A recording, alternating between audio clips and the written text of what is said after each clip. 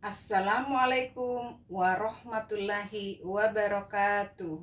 Aksi nyata kita hari ini adalah mengenai melakukan refleksi pribadi tentang profil pendidikan dengan topik rapor pendidikan sebagai sumber data perencanaan. Platform rapor pendidikan adalah aplikasi berbasis web yang menampilkan informasi tentang profil pendidikan dan rapor pendidikan. Profil pendidikan dan rapor pendidikan dapat dilihat di bawah ini. Dimensi rapor pendidikan untuk jenjang Dikdasmen itu terdiri dari 5 dimensi. Dimensi A, dimensi B, dimensi C, dimensi D, dan dimensi E dengan melalui 3 tahap, yaitu input, proses, dan output. Ada 5 indikator prioritas Dikdasmen. Yang pertama, kemampuan literasi. Kedua, kemampuan numerasi. Ketiga, indeks karakter. 4, iklim keamanan sekolah. Dan yang kelima, iklim kebinekaan. Pertanyaan refleksi pribadi. Yang pertama, indikator layanan mana saja yang memperoleh capaian yang cukup baik? Yang kedua, indikator layanan mana saja yang memperoleh capaian yang belum baik? Yang ketiga, hal baik apa saja yang telah dilakukan satuan pendidikan berdasarkan rapor pendidikan yang telah dilihat?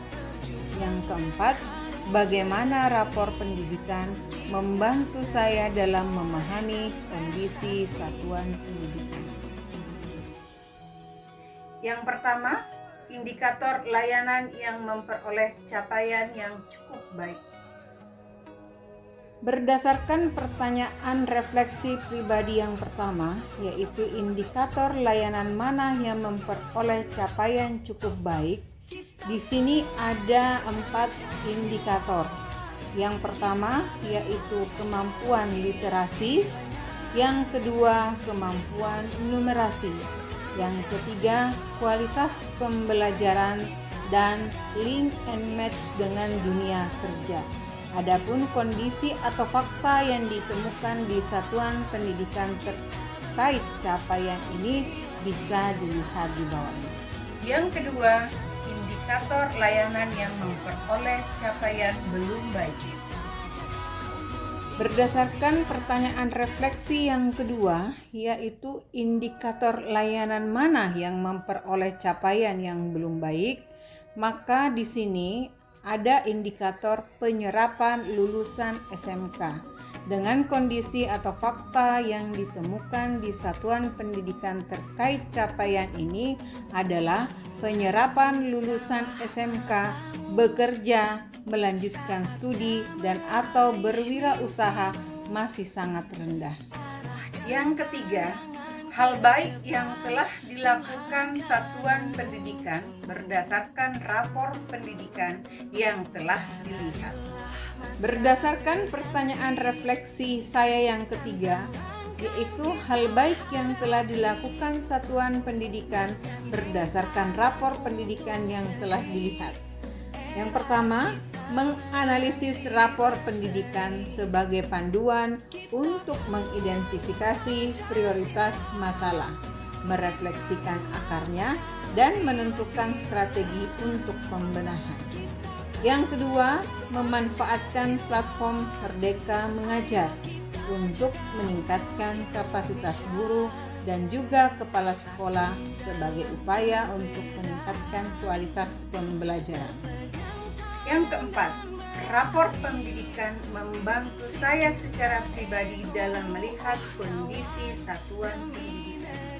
Jawaban refleksi yang keempat, yaitu rapor pendidikan membantu saya pribadi dalam memahami kondisi satuan pendidikan.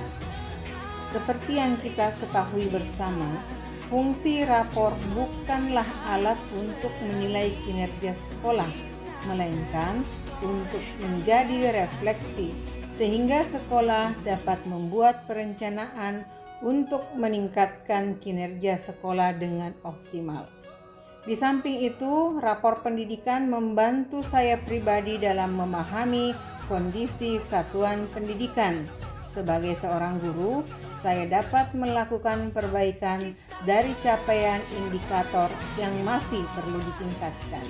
Dan saya juga mengerti indikator mana yang harus dipertahankan, sehingga pendidikan yang berpihak kepada peserta didik bisa diwujudkan oleh satuan pendidikan. Inilah rapor pendidikan di Satuan Pendidikan kami untuk tahun 2023. Adapun umpan balik dari rekan sesama guru.